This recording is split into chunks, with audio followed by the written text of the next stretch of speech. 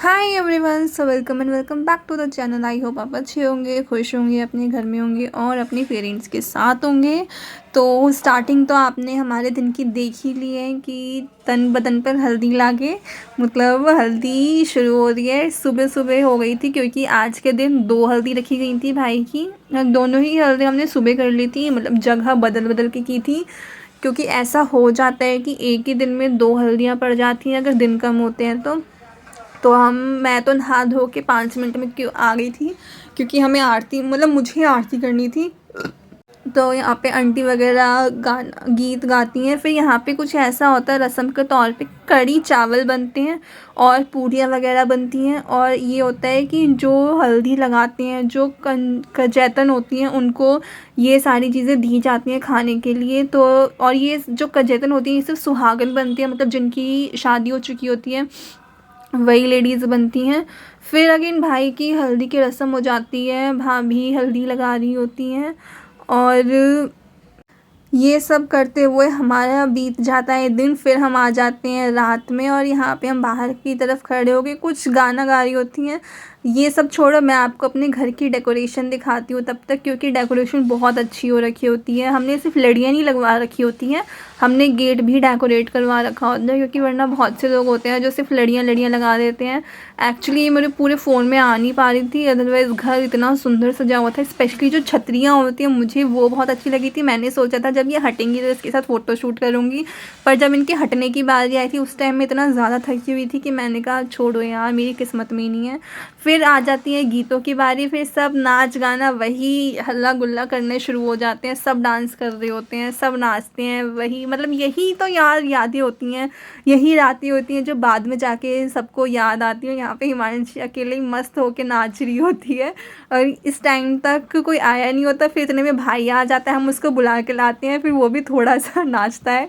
Dance वांस करने के बाद फिर हम सो जाते हैं और हमारी नेक्स्ट डे की जो प्रोग्राम होता है वो शुरू हो जाता है। फिर उसके हल्दी लगती है, फिर तेल चढ़ता है, फिर वही रस्में होती हैं।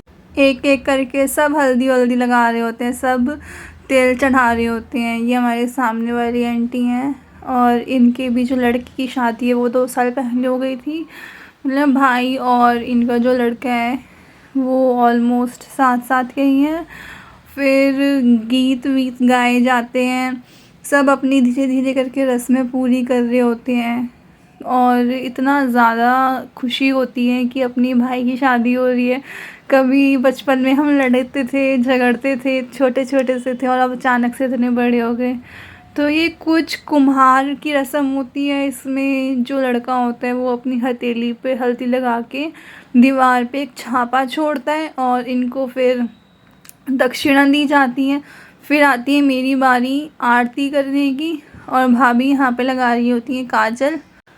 तो हमने कहा था इस बार आँखों पे मत लगाना, बस हल्का सा शगुन के लिए टीका कर देना, तो गर्दन पे लगा दी थी फिर भाभी ने काजल। और यहाँ पे मेरी बारी भी पूरी हो जाती है और मैं यहाँ पे वेट कर रही होती हूँ अपनी दक्षिणा की जो मुझे मिल चुकी होती है। फिर मैं अपनी दक्षिणा लेके उठती हूँ और फिर अब बारी आती है 9 की, जो हमारी दीदी बनी होती हैं। यहाँ पे मैं भाई को बोलती हूँ कि तेज से मारियो सूप ताकि दीदी को लगे, और वो एक्चुअल में मारता भी है कि दीदी की नाक पे लग जाती है। तो सूप है ये, आराम से गिरी भाई उसके नहीं नहीं, जोर से वहाँ पे मारी। ये पागलपनी की बात बता, आराम से छोड़ दो भाई, उसके गोद में गिरा बजेंगे कस के जोर से।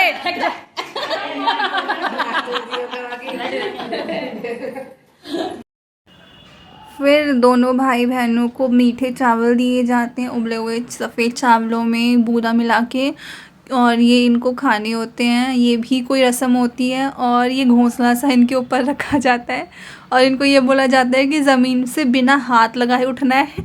वो तो जैसे तैसे करके उठ भी जाता है, पर इस बेचारी पे तो उठा ही नहीं जाता, बहुत कोशिश करती है। पूजा में भी हाथ टेक कर नहीं उठने देते ना, पंडित कहते हैं हाथ टेक के उठे नहीं जाते ऐसा कैसे।